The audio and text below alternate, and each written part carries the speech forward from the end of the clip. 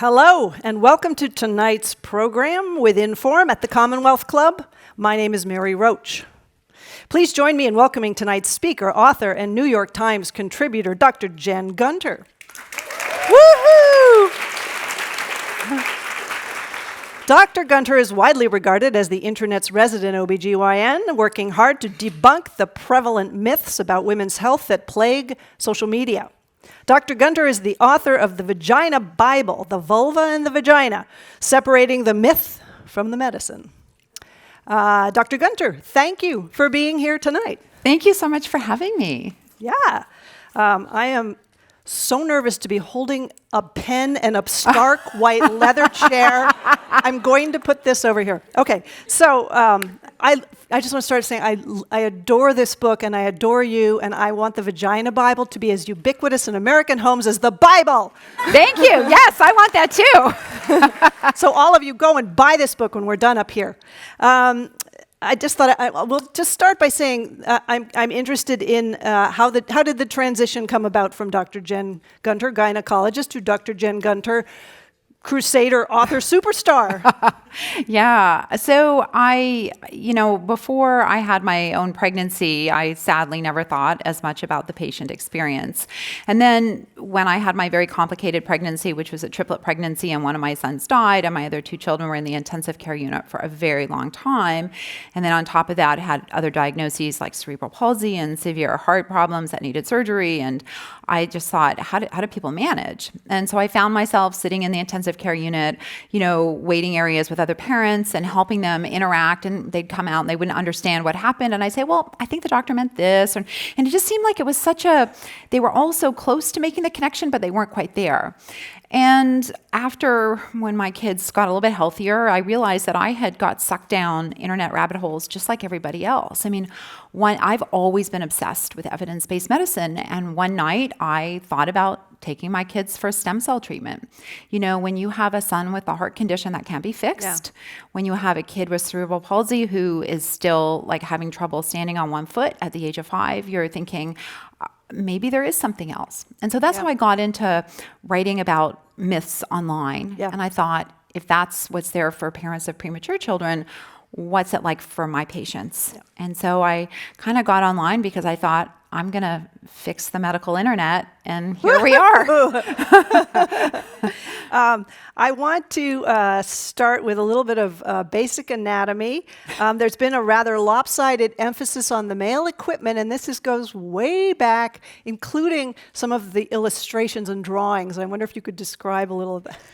Yeah. So since the beginning of medicine, at the beginning of the time of Hippocrates, and it's really interesting, most historians don't actually believe he was even a real person, that the cadavers were all male because it was inappropriate to look at, even a naked dead woman, and never mind examining a live one, right? And so all of medicine was basically, a midwife, a woman explaining to people, and they wrote it down in a textbook. So like a bad game of telephone, right? And then and then the dude would be like, yeah, I don't think so. I think this is what it is really. So it's like mansplaining like from the beginning. So you have that kind of like history, but it, even when I was in medical school, so I pulled back, like I kept a lot of my textbooks. And so I looked at my anatomy book, which was published like 88 or something? I think it was published maybe in like 86, 87, something like that. So there's 3 pages with illustrations of the penis, beautiful color plates. And the clitoris was this tiny little inset up in one corner. It was puce. And, and it was labeled the miniature penis.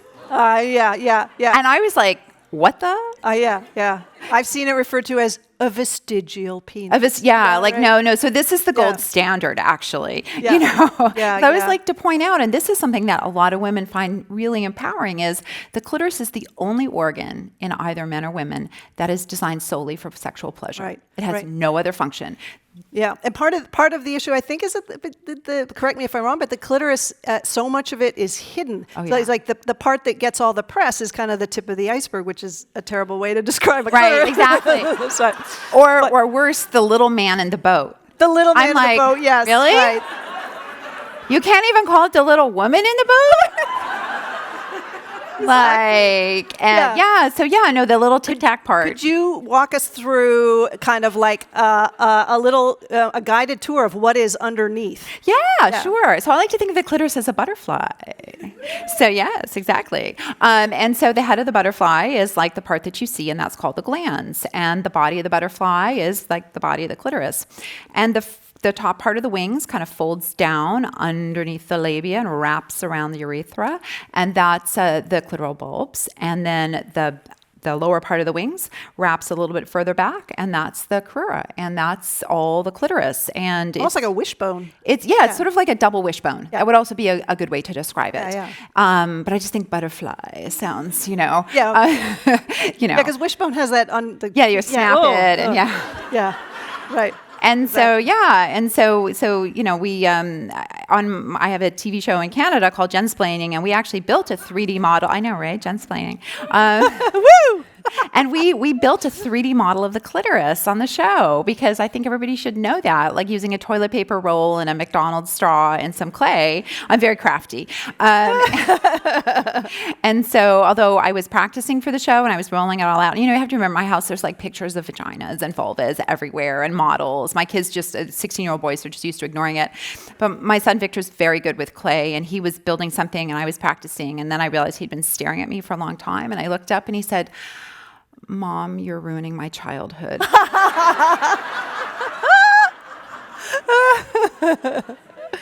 The fact that the clitoris is fairly ubiquitous down there, as they say, and the fact that there's so much interconnectedness. I mean, it's all through the vulva. It kind of makes this whole debate about clitoral versus vaginal orgasm kind of silly because it's all absolutely involving.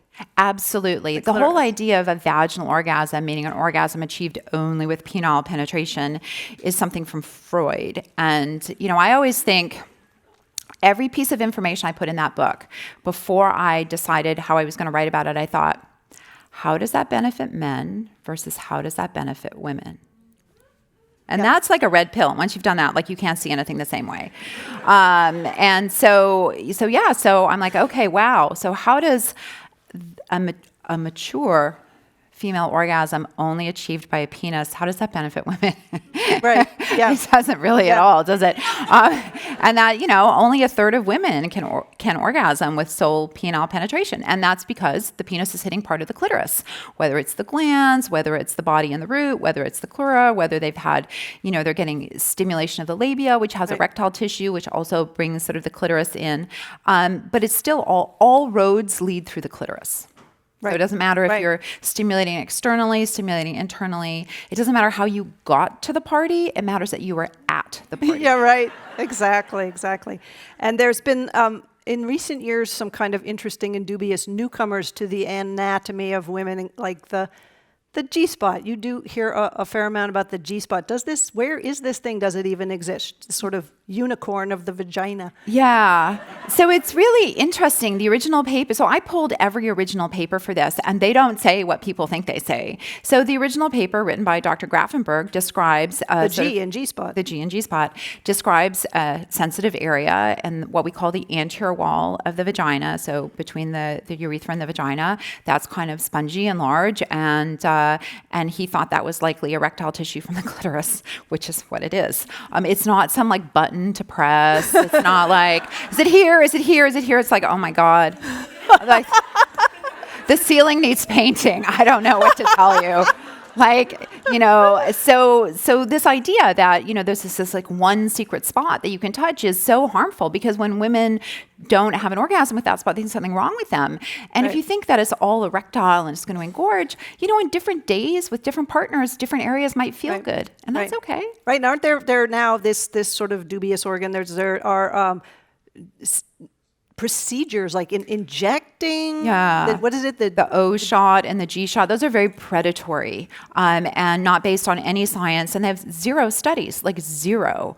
And I just think that women deserve better than zero studies that are based on the wrong sexual knowledge with absolutely no idea about what the complications could be. And I've actually seen people with complications of those procedures. Mm-hmm. And if you think about them biologically, there's no actual way they could help. Right. So, you described it as, because it's basically like blowing in insulation. Right. Yeah. Why would It's you want more insulation in there? I want to increase the sensitivity, not dampen it. Like, come Yeah, on. yeah. There seems to be sort of a craze for just like, I don't know, let's just try injecting something. Stem cells. They're just such a proliferation of procedures. Yeah. I didn't, injecting stem cells into your elbow, into your hip, into your, I don't know what. And I had no idea injecting stem cells into the clitoris. This is a thing. Well, it's not a thing anyone should do. But yeah, it's very dangerous. We have no idea what that could happen from that, and it's very predatory. And we know from all these unregulated stem cell clinics that people actually have real complications from it. And that always makes me think of, like, what if I had taken my kids to have those injections? We see people with spinal tumors. Like, we don't know what we don't know about some things. And I understand that people are desperate. But the majority of sexual problems are not going to be solved with a shot. They're going to be solved by having in-depth discussions about your relationship, which people don't want to hear. With your, say, gynecologist. And I think that is not something all women know that maybe they can do. Like that is the obvious go-to. I mean, right? I mean, are most gynecologists comfortable with women coming to them with sexual issues, or do they feel like, no, I'm really just more of a vagina and vulva person? Well, I might be on one end of that spectrum, as you can imagine. So unfortunately, no, all OBGYNs aren't comfortable talking about it. And it's really a shame because they should be. But the thing is everybody in medicine always forgets, like, if you don't know something about it, you can always phone a friend. We have consults, right? Yeah. So if you're not comfortable talking about it, you can say, I know this woman who is. Her name's Jen Gunter, and she will talk with you about sex until you're like, I'm really good. I don't need to talk about it anymore. Or we can refer you to a sex therapist, right? Who can help you with those things. So there are professionals. So if you're not the person who can have that conversation, the most important thing to do is to hear the person out, not shut them down, and then say, hey, I can send you this great person. Right. And that's it. And then the problem is solved. Right. Do you have this sense, and I have this sense, and I may be completely wrong, but it just feels like oversight is sort of gone. It's kind of like, you look, there's just so much, whether it's on the internet or on, ads on television, just people making these ridiculous claims. Like, what happened to the FDA? Like, all we have now is Dr. Jen Gunter. I mean, that's a lot. But I mean, are they just overwhelmed with the magnitude of sheer bullcaca that is coming at them in the form of? Well, I think the problem is the rules are written that the only people who really have to have things studied, and even then it's marginally so, are pharmaceuticals. Mm-hmm. So, if you have a new antidepressant, if you have a new birth control pill, you're going to have to go through layers and layers and layers of things to get that approved. And still, even in that situation, big pharma doesn't always release all their data. With procedures, it's totally different. Yeah. And it's basically like the Wild West. And the problem is procedures are cool. I mean, a really good example is robotic surgery, which is almost never better than conventional laparoscopic surgery, but it's cool. It's the robot. But it's almost never better. Now we know there's actually real complications from it. Like, we used to say, it used to be everybody was getting the robot for their cervical cancer surgery. We actually know now there's a higher rate of your cancer returning if you have robotic surgery for cervical cancer versus traditional surgery, right? So when we rush these things because they sound cool, and every hospital wants to get one because you want to go to the place with the cool new stuff, there are real consequences. And so I think every single thing, be it a pharmaceutical agent or a new piece of surgical equipment, should have the same degree of oversight. And that's how wellness gets in, right? Because they don't have to prove anything. Right. They can make all kinds of claims. They can take $4 trillion a year. Right. And buyer beware. Right, exactly. Yeah. On the topic of procedures, labiaplasty, I remember this kind of crept up on me. Like, all of a sudden there's like people getting surgery to reduce the size of their labia. Like, what? Yeah. Is that, I mean, are there a significant percentage of, it's the labia minora that are being reduced, right? The inner, right? The inner Are there a significant number that are like flat? I mean, Hugh? I mean, what? No, there What's aren't. going on? So, I've been doing this for 25 years. And I would say up till about 10 years ago, you would see the very occasional woman who has a clear size discrepancy related to childbirth, some kind of trauma. And almost always she was going to go back out dating. And she's like, I just kind of want to look vaguely symmetric, vaguely like I did before. Yeah. And you could understand that, right? Yeah. You could be like, wow, yeah, this isn't how you looked before. It's Right. pretty clear looking. And she's not asking for the other side to be changed. She just wants to be vaguely symmetric. Right. And there's this idea, people think they should be identical, and they're sisters, not twins. So that's important to people to know. But there's this idea now, and they actually call it, I just learned the term recently, it's called an outie vagina. Whoa. And that's when the labia minora protrude beyond the labia majora. That's how 50% of women are built.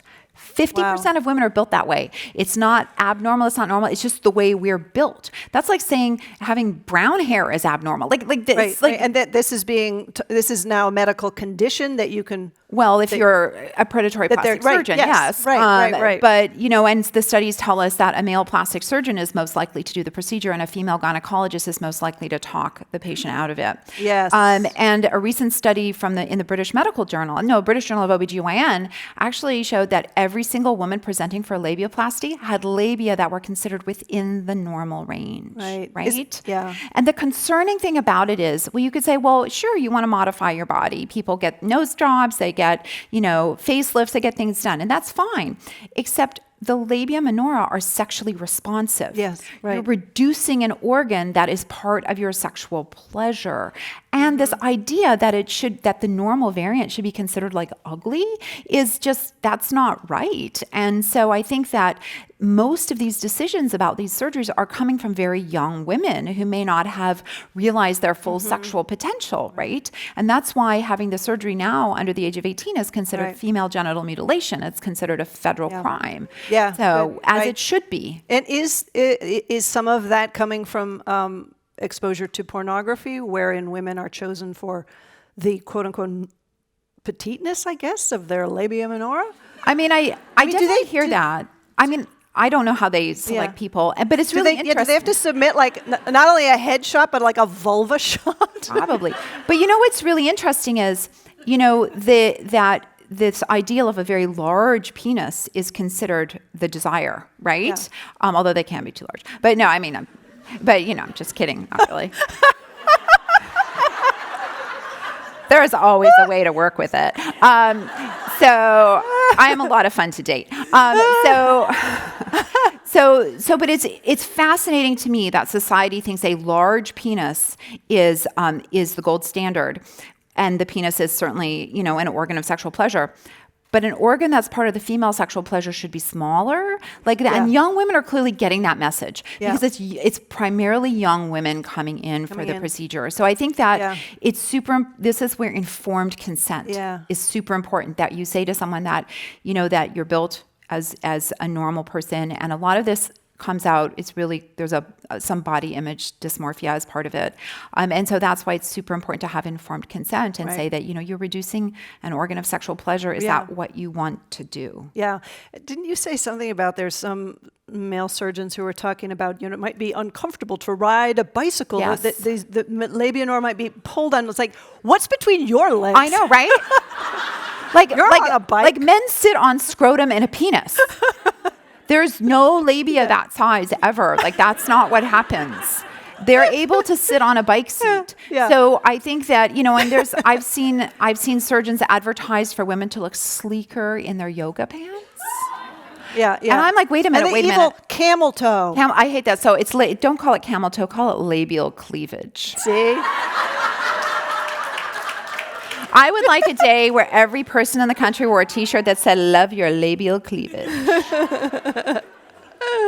Why not, right? So it's really fascinating to me that organs of sexual pleasure that our society for women wants to diminish them. Yeah. But for men, this idea that a guy, someone sent me this thing from, 10 hot rock gods in tight jeans. And it's all these rock stars with clearly you can see everything through their pants. And that's considered awesome. So I just think women should get to claim the same thing. One of my favorite lines in the book is you're talking about this girl who came to you and said that her mother had said that her labia were too large, and or the mother contacted you Yeah. and said, what do you advise? And you said, my advice is to stop looking at your daughter's labia minora. I mean, this is how This young book women, is really funny. but this is how women get body image disorders, right? That that our society, every image, and it's really not just pornography, right? Like Yeah. if you look at like bathing suits and Sports Illustrated, you look at all these things, I'm thinking like, I can get my labia in that. Like, how am I going to get like in there? I just like who fits in that? Yeah. Like, how much of that is Photoshopped? Like, we don't know. Yeah, And so every image that I think is sort of the women's anatomy is sleeked out as if because again, I guess men are still afraid of the clitoris. I don't know. Yeah, and the labia. What the hell? Yeah, I know, right? The whole package. Oh, yeah. On the topic of pornography and ideas that it imparts, there seems to be a little bit of a concern about pornography sort of standing in for sex education. Yes. And my other favorite line in the book, and forgive me, learning about sex from watching porn is like learning to drive by watching car chases in movies. Porn is a fantasy, and if that's what turns you on, that's great. But it's not a documentary, and it's amazing to me that how many people come into the office and they'll actually say, "Well, did they do this in porn?" And I'm like, "But that's acting." And that's okay. Is that something you want to do? Yeah, that's right. a fantasy. And if that's what turns you on and that's what turns your partner on and it's all consensual, that's great. I'm all for fantasy. But the idea that is reality is fascinating to me, that people will think that with porn, but they won't think about it with other movies. And it's acting, and it's great. And if that's what you like, that's awesome. And there's all different kinds of amazing porn, and some's a lot more erotica. And if that's what you like, that's great. But remember that it's acting. Right. And on that topic, female ejaculation and squirting. I mean, I think women are like, I don't do that. What's wrong with me? I mean, and you actually went down the rabbit hole of female ejaculation. Yeah, I did. Could you share that, because people have a lot of. I used to, when Bonk came out, I got a lot of people writing to me about female ejaculation. What? Yeah, a lot of people. So I think female ejaculation is this idea that women will release an ejaculate like men do. And the answer is kind of yes or no. So there's these tiny little glands around the urethra called the Skene's glands, and a little bit of fluid will leak out of there. And that, you could call that ejaculate, but that's not anything that you would see like visually. It wouldn't be a metric. And you know where I'm going here, right? So it's not enough that your partner says she had a good time. You need to see some kind of large visible metric that you produced some magnificent result with your sword or something, I don't know. And so this idea that a large amount of fluid is going to come out of the vagina or some glands around there, and there's no gland capable of producing a large amount of fluid, like it doesn't exist. If you think about the prostate, I mean, it produces 3 to 4 milliliters. Right. I mean, these videos, and I watched enough of them online. I mean, it's like kids don't look at my browser. I mean, that it's clearly water, and there's actually a study that shows that women who report squirting, their bladder, they empty their bladders. They do ultrasounds. Their bladders fill incredibly quickly when they're excited, and then after squirting, their bladders are empty. And the fluid is compatible with urine. Now, this doesn't mean that there's anything wrong with urine coming out during sex. I mean, sex is supposed to be wet and messy and fun. Like, who cares? Again, did you have fun? That's why they make navy blue towels. Put it on the bed. Seriously, every bridal shower you go to, give my book and some navy blue towels. And a quality vibrator. And so, I mean, seriously, like, who else uses it? What else do you use a navy blue towel for? Anyway, so I think that this sort of became this idea that you have to prove something. And then, of course, what happens is women come in and they think there's something wrong with them. On the other hand, I don't want to dismiss the experiences of women who say they squirt, because they could be having a stronger orgasm. An orgasm that makes your bladder empty might be stronger, right? If your nerves cause your bladder to empty with orgasm, you might be getting a different kind of intense stimulation. So yes, it is possible that you have a greater sexual experience when you squirt. And but that doesn't mean that people who don't have something wrong with them. Right. And all of the data that we have would tell us that it's urine, and that's fine. Who Yeah, cares? right. It's just an interesting continue along the line of like, whatever men do, women need to do. Right. I mean, even Viagra, there was there's so much talk about when will we find the female Viagra? And I'm like, excuse me, sis, when do women need erections? Right, they don't. Absolutely. And in fact, we actually have an equivalent of female Viagra. We have estrogen for changes related to menopause, right? So that would be the equivalent. Estrogen increases blood flow to the vagina. So we actually have that. All that whole like evening the score is a total pharmaceutical marketing ploy designed to make a male construct of horniness. If you don't have that there's something wrong with you. So Yeah, talk about there's spontaneous libido and there's receptive. Yeah. Yes, right. So yeah. we used to say spontaneous libido, and this was based on, so desire, arousal. Masters and Johnson. Masters and right. Johnson, and this sort of this straight line. And that you come to it with sort of like libido, expecting sex.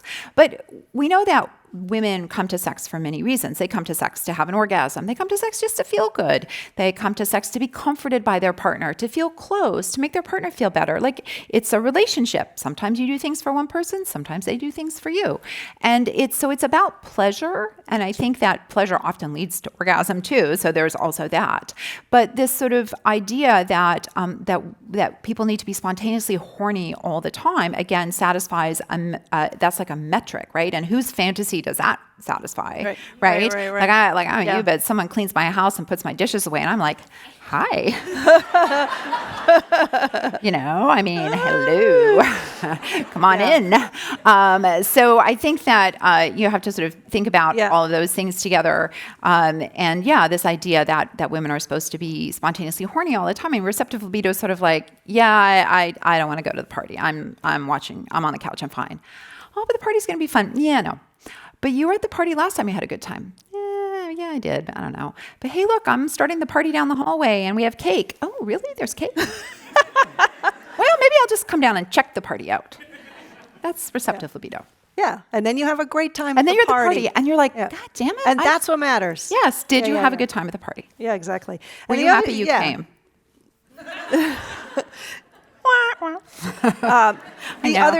The other thing with all that is that it presents opportunities to sell women. There's prescription drugs for libido. There's all manner of potions and things that probably the directions say, rub this on your clitoris, rub really, really, really well. Yes. Yeah. No, there is actually this product called Scream Cream, which has all these topicals in it that can't possibly work, but that doesn't stop your compounding pharmacy from selling it to you. But you have to rub it into your clitoris for 15 minutes. Yes. Yeah. Very effective. I'm like, yeah.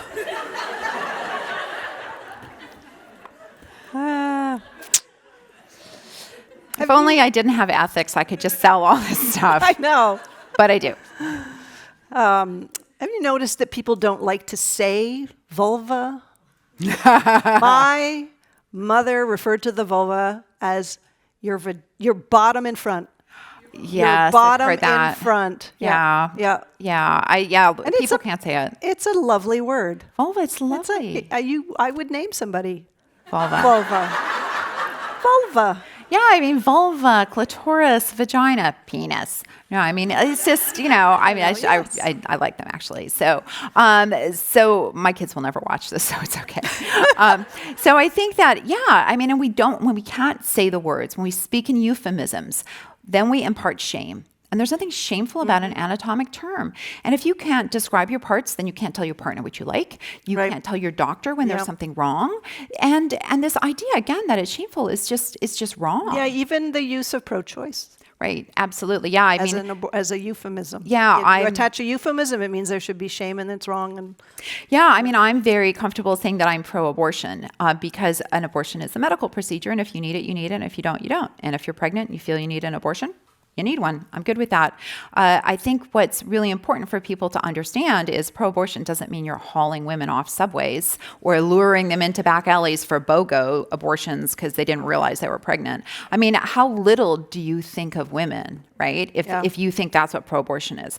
So I think a lot of women. And so that's why I'm comfortable using that term, because I trust them to do what's right with their bodies. So I think, Choice is the difference between birth control pills and an IUD. If we apply the same way we use choice to abortion, that's having birth control pills or no contraception, and that's not a choice. So I think it's super important for people to remember, and if euphemisms worked, we wouldn't be where we are with the state of abortion laws. Yeah. Yeah, thank you.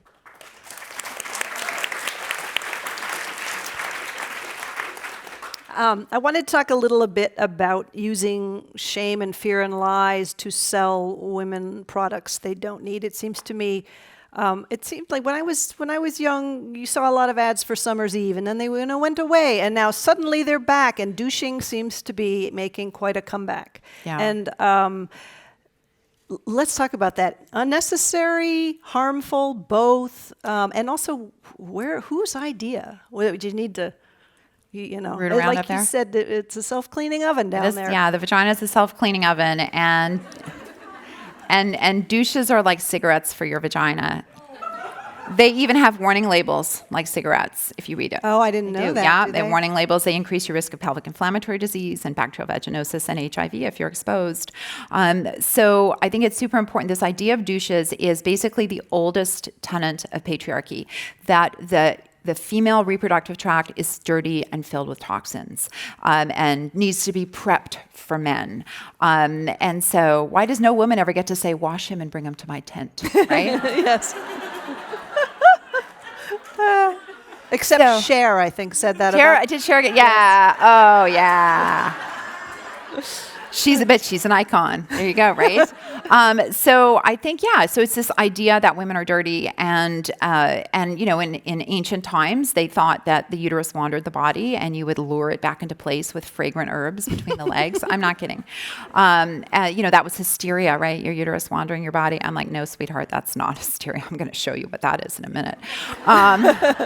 So I think that that's like, this based on this core tenet, and then of course also the idea that the false belief that you can use a product vaginally as contraceptives, right? So those Lysol ads from the 20s and 30s were both a combination of dirty vaginas and also the idea that it was a woman's responsibility to not get pregnant.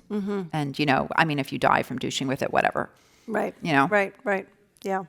And it's not just the makers of Summer's Eve. It's all the kind of smaller, more natural, herbal, hoo-ha, whatever. I mean, it's you know, the most- vaginal steaming, Right. I mean, or it's maybe it was uteral steaming, all of steaming it. Yeah, something. I don't know. Yeah, I mean, it's so funny that these things are marketed as natural. The most natural thing is for your vagina to smell like a vagina, not a pina colada. Right? And why does nobody make sprays for testicles, like puppy paws or something? Like, Yeah. I mean, I don't know. So I think that, yeah, it's very, you know, making women feel ashamed about their parts is a very effective business model. Very lucrative. Very lucrative. Yep. And whether it's Summer's Eve, whether it's wipes, whether it's Yep. sprays, whether it's Big Natural Yeah. telling you to put tea tree oil in your vagina or steaming your vagina or whatever, it's all the same grift, Right. you know, whether it's natural or not. And Big Wellness, the wellness industrial complex, uses the same words as the patriarchy. Pure, clean, Yep. natural, right? You could be describing, you know, a contestant for America's Next Virgin Bride, or you could be describing, you know, a feminine spray. I mean, it's really, and calling even them feminine hygiene products, they're menstrual products. They're not feminine hygiene products, they're menstrual products. Yeah. They're for menstruation. There's nothing wrong with saying the word menstruation. Get over it. Yep. There's two, yes, thank you, yeah. Two words you see over and over, natural and toxins. Could we just sort of generally debunk? I mean, just that drives me personally kind of crazy. I know, I'm like, toxins. Yeah, I mean, a toxin is a preformed substance made by a plant, animal, or bacteria. So Botox is a toxin that's made by bacteria. If you get bitten by a rattlesnake, that's a toxin. So those are true words of toxins, although we do use the term colloquially to describe substances that are harmful. But, you know, things like coffee enemas or douches to get rid of toxins or special diets to get rid of toxins, that's a total misuse of the term. And you have a liver and kidneys. And to do that, to remove any harmful substances from your body, and your kidneys are so good. I only have one kidney, and I'm still not full of toxins. So I'm just telling you that, you are good. Everybody here probably has 2 kidneys, so you're even more toxin-free than me. So, I think it's super important to remember that. It's very predatory because big wellness uses fear to sell, right? And I think that's a really important take-home message. If it's fear, that's not how science and health works. Yeah. Exactly. In light of our cultural obsession with cleanliness, deodorization, our fear of bacteria, and our addiction to Purell, I find the love of probiotics kind of fascinating. Oh, right. Anyway, so I wanted to talk a little bit about the vaginal microbiome. Who's living in there? What do you need to feed them? Should you give them roommates? No, it's a self-cleaning oven. They're like the most cool like sorority sisters ever in there. They don't need anything else. So the vagina is the coolest. The vaginal microbiome is super cool. So it's filled with all this good bacteria, mostly different kinds of lactobacilli, but there's some other good bacteria in there as well. And they produce lactic acid, which keeps the pH low. This idea that you can use a substance to change your vaginal pH isn't true. It's all an inside job from the lactobacilli. The other thing they do is there's this cool mucus that's all sort of think of it like a tennis net stretched over all the cells, and that's a physical barrier and also provides lubrication so you don't have trauma when you have things inserted in there that you want to have inserted in there. And then there is the vaginal discharge. The cells are shed about every 4 hours. And a really cool thing is it's kind of like flypaper. So what happens is bacteria gets into your vagina, and the bacteria doesn't know. It just wants to attach to a cell. That's what bacteria wants to do. And it doesn't know. It sees the first cell it sees. It's like, great, I'm going to attach there. But it's all the free-floating cells in the vaginal discharge. And then they're just flushed out. Wow. So it's such an amazing defense mechanism. It's so highly evolved. And so if you start thinking about even just douching with water damages that. And in fact, if you douche with water, you increase your risk of getting HIV twofold if you're exposed. Wow. Leave it alone. It's got you covered. Your vagina's like looking out for you. Yeah.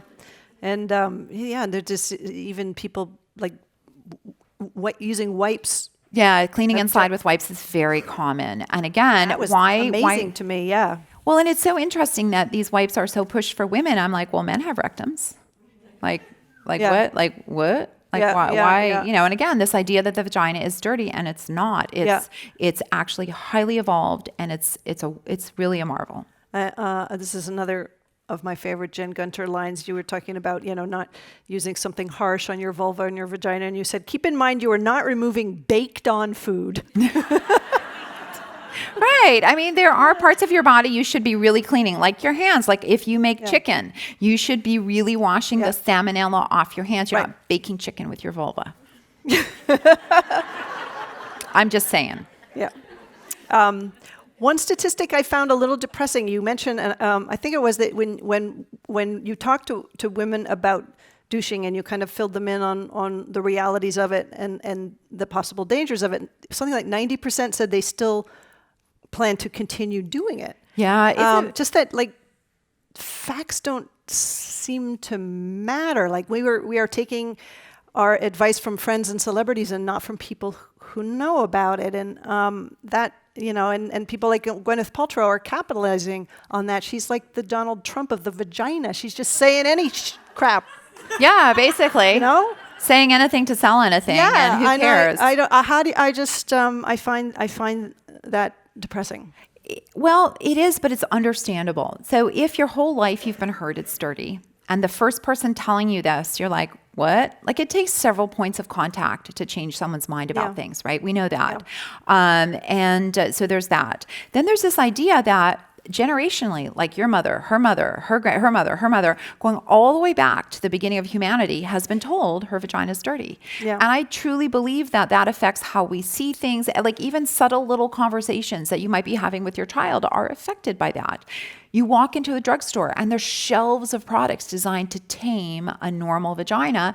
And then you go to a natural quote, quote, site like Gwyneth Paltrow's, and they're telling you that you should steam your vagina because it's dirty. So everywhere, every single place you turn, it reinforces that belief. So how could you not think that way? Of course you would. Yeah. So I think that's why, again, getting rid of the euphemisms and speaking openly about this, because women don't get to hear these conversations, right? Yep. They get to hear about feminine hygiene products. They get to hear about douches. They don't get these conversations.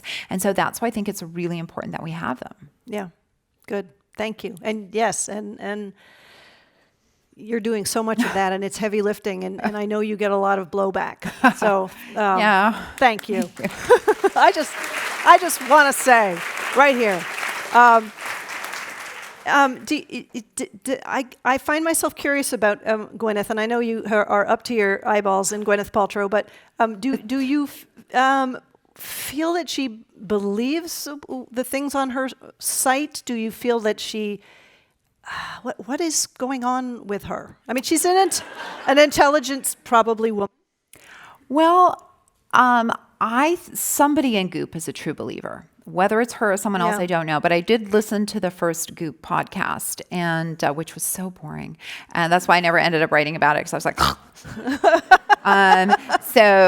good to put you to sleep.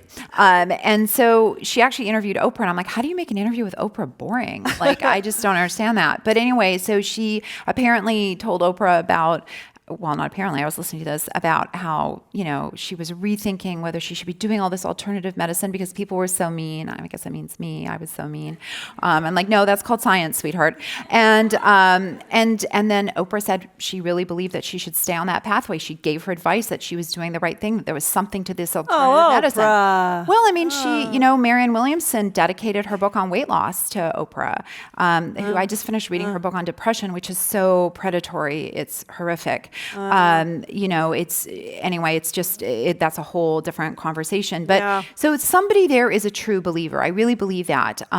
Whether it's Gwyneth, whether it's somebody else, but I think that they really believe they're doing something good. And I don't know if you say the lie long enough, you believe it. I mean, it could be like cognitive dissonance. It's like, I'd have to be a terrible person to be profiting off of all of these lies, and I'm not a terrible person, therefore they're not lies. Yeah, I convince yourself somehow. I mean, she had. I went to this In Goop Health conference in New York a couple of years ago, and I signed up under my real name, and because truth is my thing, right? And nobody recognized me. I was like. And I'm like, oh, you're just being narcissistic, Jen. And so, there was a psychiatrist there speaking who believes that depression is treated with daily coffee enemas, right? Like, and that no one ever needs antidepressants ever for depression. And she also believes that AIDS is a construct of big pharma. AIDS doesn't exist. Really? It's a big pharma ploy. Oh. And Gwyneth Paltrow gave this woman a platform. Now, she didn't speak about these things, although she did say she never ever uses antidepressants for depression. And so, but I guess if your health questionnaire really weeds out anybody who actually has depression, then maybe it's easy to not treat people who aren't depressed with not using antidepressants. And she gave this person a platform, and I really thought a lot about that. And they got, I wrote about it, and then Jezebel and Newsweek, I think, or Time picked it up. And they were just like, oh, well, we're just having conversations. I'm like, well, that's not really how it works. Oh, no.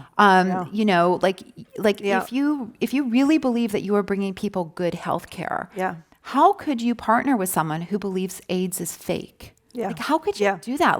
I mean, I've sat and held the hand. I mean, I did medical school in the 80s, right? Like, we saw all these young men die. And to say that was fake, like how, so I think that they must truly be like on board with it in a way that I can't understand, because the ethics of saying that, I can't understand that. And the instances where media kind of picks up on knowing that it's a flashpoint, picks up on these things and puts it out there is frustrating. And like, the LA Times and the cervical cancer Gardasil picking up on the, taking an anecdote and having that stand in for evidence. Yeah, I mean, that happens a lot with vaccines and, because again, fear sells, right? Yeah, exactly. And people capitalize on it. And I just think, if you want to do a good thing with your platform, why would you sell a coffee enema machine? Like, I just don't understand that. I don't get it. So Yeah. I think they must be true believers, because I don't know how someone could walk through that. Although I have to tell you, I mean, at the conference, they had a medium, right? You know, who did a cold reading as she walked through the room. And we're in a room full of, I mean, the cheapest ticket was $650, right? So, you know, which I bought the cheap ticket, but there was like a $1,500 ticket, and it was like there was 500 people there. And For the medium or for the whole conference? for the whole conference, there was 500 people there. And so this medium is in a room full of women who could spend 650 plus for a ticket for nothing, really. I mean, just eating chia seeds and hearing that death isn't real. And, you know, her cold call question, she's a research medium, right? Like, what? A research medium? Her first cold call question was, so it's a room full of all these women, right? She says, has anyone here ever thought about buying a purse recently? Oh my God. Every time I walk through the airport and I see the Gucci store, I think, ooh, I'd like a Gucci purse. Of course. So, you know, I mean, it's, so that's healthcare. Yeah. We were talking in the green room a little bit about that medical providers have sometimes not given patients quite what they need in terms of a safe place to talk and just a human interaction. And that maybe these alternative sites are giving that in terms of supporting and saying, oh yes, there is a solution. Absolutely. Even if it's not really a solution. Yeah, I mean, medicine has huge gaps. We have not studied enough things for women. We don't connect with people in the way we should. And these sites are offering a connection. We have to pay attention to that. I mean, people crave a connection. I think that's part of my success is I'm just like you probably expected if you follow me on Twitter. I mean, this is just, people want authenticity.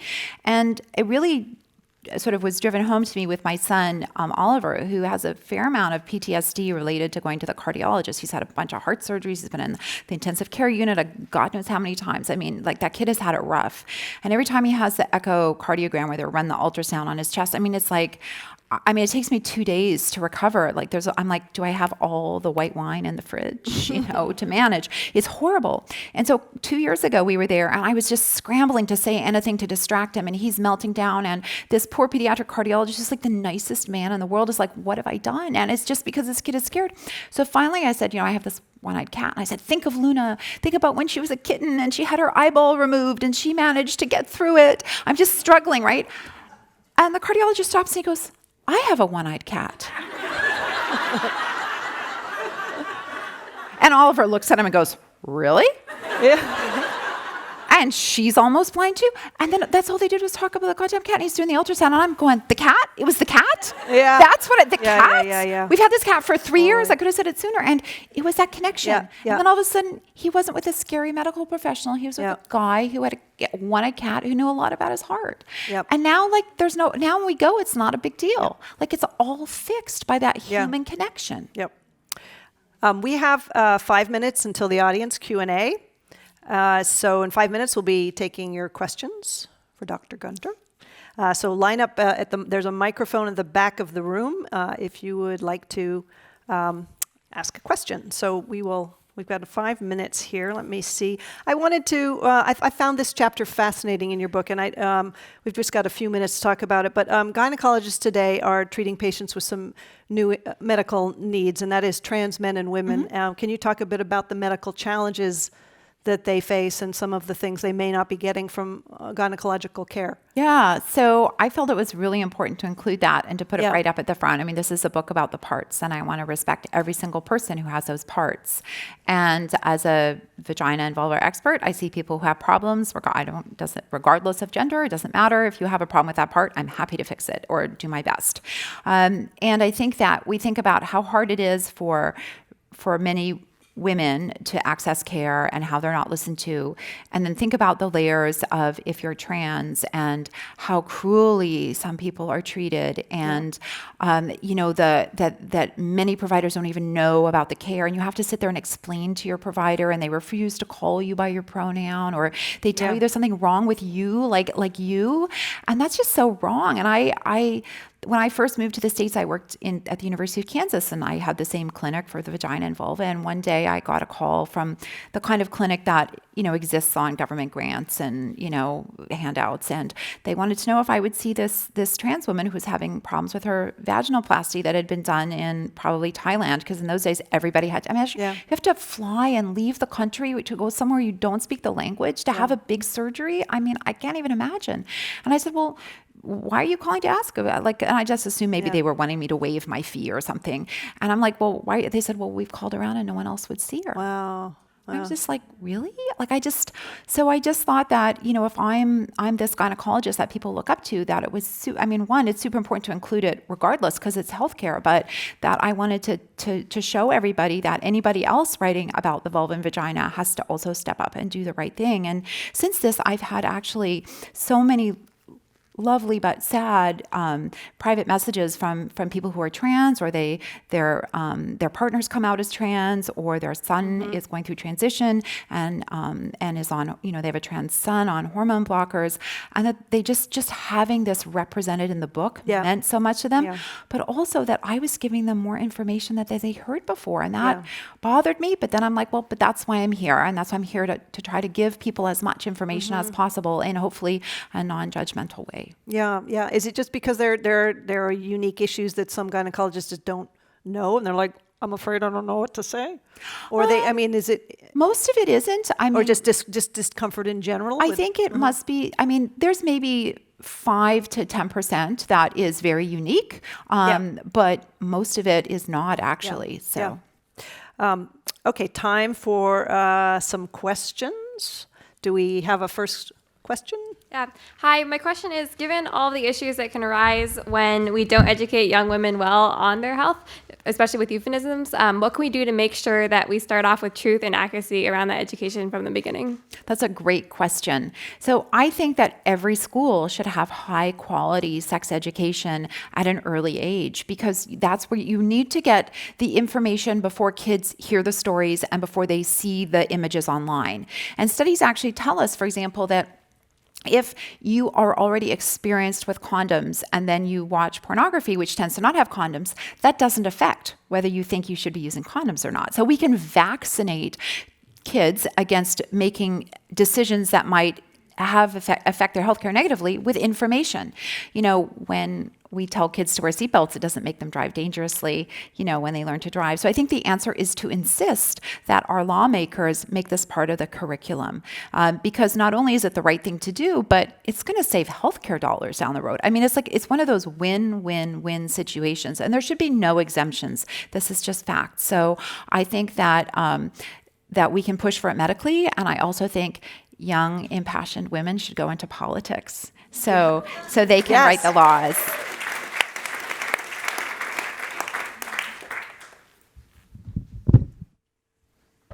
Hi, thank you both for being here. My question is on why there's no male birth control, and then some of the side effects that women experience from hormonal birth control, particularly changes related to discharge, and how that could, again, relate to like douching and things like that. Right.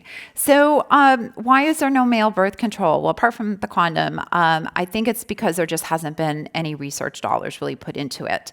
I think so. I think it's really a funding issue. Obviously it's a different endocrinological system, and so you can't assume that necessarily it's going to be done the same, that a pill is going to work in the same way. But I think that we're just suffering from a lack of research. Now, women bear the burden of pregnancy greater, and so I can understand how initial drives in that area focused on women. But I think we are now at the time where we've got a lot of options for women. We need more options for men. So I think it's funding. As for the effects of different hormonal birth control on discharge, it can really vary, and that's kind of a long answer. I do cover a lot of it in the book. But for the majority of women, actually, there are few changes. So the estrogen-containing birth control pill actually tends to reduce a woman's risk of having bacterial vaginosis, because it actually increases good populations of lactobacilli. For a small percentage of women, it can increase yeast infection. So it's kind of a risk-benefit ratio, but it tends to be in favor of benefit. And there can be some subtle changes from the Mirena IUD as well, but a more in-depth review of that is probably not something I could do in this kind of Q&A session, but it's covered in depth in the book.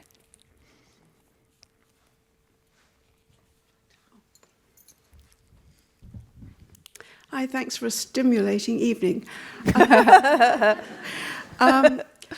just would like to go back to the issue of ethics. Why isn't there more of an outcry against the doctors and the perpetrators who are like Goop, who obviously, there are so many operations and procedures they give to their patients because they want them without giving them the advice, this is not good for you. And then patients go around doctor shopping to find a doctor who will do it. Why isn't this more carefully monitored and laws or whatever enforced? You know, it's a great question. I don't know how all these stem cell clinics get away with it. I don't know how, people get some of these procedures that are clearly not indicated for a lot of different things. I mean, whether it's, unindicated surgery for low back pain, whether it's a hysterectomy that wasn't needed, whether it's, some type of unindicated, genital surgery. I don't have an answer for you. I wish I did. And I think part of the problem is when there's no studies on something like, for example, stem cell treatments, well, you can't really say it's bad. You can't really say it's good. All you can say is it's unstudied. So you can't really say it's wrong. I do think that we should have laws that say that, completely novel procedures should only happen under the guise of an institutional review board at, so it should be at least have ethical oversight. I mean, so there's a difference between sort of bad decision making, like someone who's clearly not a candidate for back surgery who gets one, and that's bad decision making. But then we have these completely untested Wild West procedures, and it should be, in my opinion, illegal to do those outside of some kind of ethical oversight. And it doesn't mean that, we have to come up with new therapies. Absolutely. But there should be a way to say, well, this is going to be submitted to an ethical review board, and they're going to sign off on it and say, there's some biological plausibility that might be worth trying. And then we'll collect 10 cases, and then we'll stop and we'll see, did something bad happen? We call those phase 1 studies, right? Where we test things. So I don't have an answer, but I think it's, as long as people are making money off of things without any repercussions, it's a Wild West. Buyer beware. Yeah, it's very buyer beware. But that's why I'm really obsessed with this idea of informed consent. If you told someone, well, I'm going to give you this injection, but actually there's absolutely no studies and there's no long-term outcomes, that's a lot different than saying, I can give this injection, it's going to fix you right up. Yeah. One's informed consent, one isn't. All right. Hi, Dr. Gunter. My question's about tampons. I've seen a lot of ads lately about natural tampons that don't have the chemicals that drugstore brands have, and not like a scented tampon, just like the normal one you get at the drugstore. Is there anything to that, or is this just a new company trying to sell their brand of tampons? Yeah, well, so first of all, natural is a marketing term. It doesn't mean anything. It has no meaning.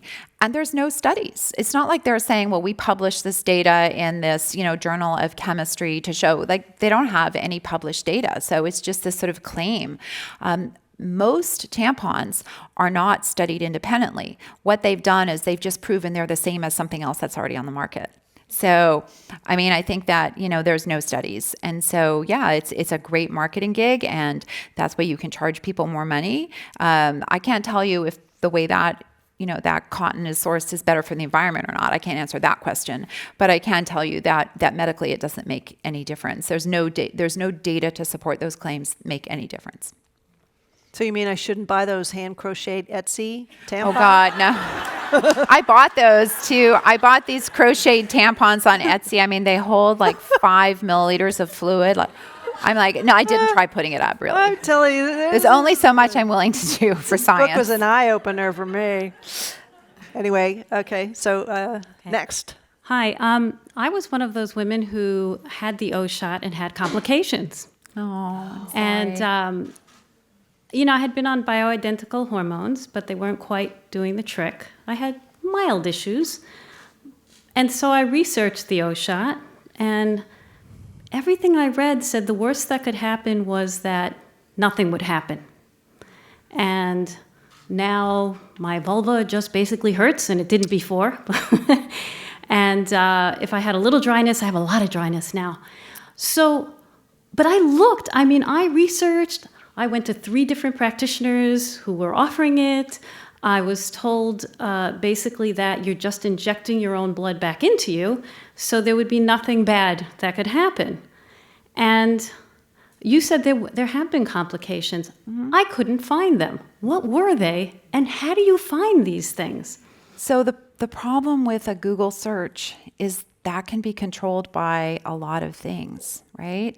So yeah, so the people who have trademarked this, they get things written up in all different kinds of newspapers. They send out press releases, and so essentially they're controlling their Google search results. Should we say what the O-shot is? Yeah, so the For people who O-shot aren't is familiar? injected of platelet-rich plasma. So plasma, basically the water in your blood, back into your body, and it supposedly has growth factors. We have no idea what it could do, and I'm devastated to hear this from you, because this is not unanticipated from someone who understands this area. And I've actually written about this several times. I've refused to be interviewed by women's magazines when they want to, promote the O-shot. I'm like, that's like being interviewed if you're interviewing an anti-vaxxer. Like I can't, like that's false balance. And so I don't know how to stop that, but the answer, I always tell people, is to not search on Google. You have to go to search engines that aren't affected by ads. And so the American College of OBGYN advises against that procedure. And they have a pamphlet on that. And if you search inside their site, then you don't get ads. It's not controlled by Google search, but people don't know that. We don't teach people how to research their information online. And so, there's, it's a completely unstudied procedure. The only publications in a predatory journal where the name, the diagnosis dyspareunia is spelt incorrectly over and over again. And the person who has, I'm not even going to say his name, who invented the O-shot, the address of his practice is called medical school. So if you didn't know that was a predatory journal, right, you would look at that and you would say, oh, this is from a medical school. It's in a journal. It must be right. So I'm devastated. So many crappy rinky-dink journals that Yeah. it's very hard. You go on PubMed and you do a search, and Yeah. you don't necessarily know if the International Journal of Urology, whatever it is, I don't know. That's actually an okay journal, but yeah. I don't know where I got that one. I don't want them to get upset. But yeah, anyway, but I guess you can can you look at the, what is it, the factor, Beale's list, but it's so complicated, Yeah. even for somebody like me who knows the literature and who knows everything. Like to write the blog post I wrote on the O-shot a couple of years ago, that took me days and days to sort through everything, to track stuff down. And so I think it's the fault of every single reporter who wrote about the O-shot who didn't actually do the research, right? Because they helped spread that message. Yep. It's the fault of algorithms that allow people to control things. So I don't think that's the answer that you want, but I'm sorry. But I did, by the way, write my gynecologist, and she wrote back and she said, I don't see any harm, but I don't think it's going to do anything. So even she, Yeah. based on the theory. And so what were the complications? Because I couldn't find any. So I've seen people who have chronic pain afterwards and infection. So, and and several people have left comments on my blog as well about, complications that they've had.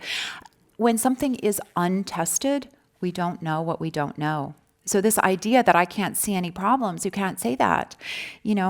If there's growth factors there, it could make HPV grow. We don't know. I could think of all kinds of ways, and that's why we need to research things. That's why, because there are drugs we study all the time, and we think, well, I had no idea that would happen, right? People started researching, we got Viagra because it was originally studied for a heart condition. And you know what? It didn't work too well for increasing blood flow to the lungs, but you know what? It increased blood flow to the penis, and the people were getting better erections. So sometimes there are positive consequences of doing studies, and sometimes there are negative consequences. But I think it's really the idea of people offering the lure of a quick fix and not thinking that we all deserve quality medical research, because you can't have informed consent without quality data. I think that's my best answer. This is our last audience question. Thank you. Could you remark upon the use of postmenopausal estrogen, the Sure. risks and benefits? So that's, I couldn't possibly answer that question here because it has to be individualized. So vaginal estrogen is totally safe unless you are someone who's had breast cancer and is on an aromatase inhibitor. But even then, if you have breast cancer, you need to individualize that with your doctor. But if you've never had breast cancer, vaginal estrogen is fine. Systemic hormone replacement therapy needs to be individualized. For some women, it's very beneficial, and other people don't need it. I'm on it because I have a very strong family history of osteoporosis. My mother died from osteoporosis. So my risk-benefit ratio is going to be different from another woman's. The best place to get information on hormone replacement therapy is the North American Menopause Society. And if you want to know if you're a candidate for it, they have a great app called MenPro, which you can download for free. So that's this idea that you can search inside a medical professional organization without being contaminated by Google or anything else. And you walk through and it'll tell you, you just download the app. Everybody's probably doing it now, get MenPro. And then it will help walk you through what your symptoms are, what your medical history is, what your cholesterol is, what your high blood pressure is, and it'll tell you what, if you're a candidate or not, and go from there. So that's the short answer that I can give. And soon there's going to be Yes. Dr. Jen Gunter Menopause Bible. Yes. Yeah, my next book is called The Menopause Manifesto, and it's going to rock your world. Woo! I'm looking forward to that one. Not that it's appropriate for me. That's right. It is an informed tradition to ask all of our speakers the following question. What is your 60-second idea to change the world? My 60-second idea to change the world is to make actually menstrual products free and available for everybody because half the population should not bear the burden of perpetuation of the species. Menstruation benefits every single person. We are all here because someone menstruated. And even if you are not planning on having any children yourself, when you're 70, I'm going to assume that you're going to want a doctor to take care of you, or an ambulance attendant to drive you to the hospital, or roads to be fixed so the ambulance attendant can go. You don't want to be living in children of men, right? So menstruation benefits everybody, and so we all need to make sure that every person who needs menstrual products can get it freely, cheaply, and hopefully everywhere they need it. That's my idea to change the world.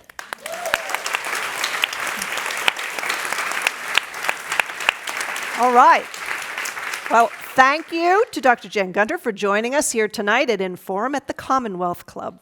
Please join her in the lounge because she will be signing copies of this excellent book. And you guys or somebody somebody needs this book. This book is fantastic.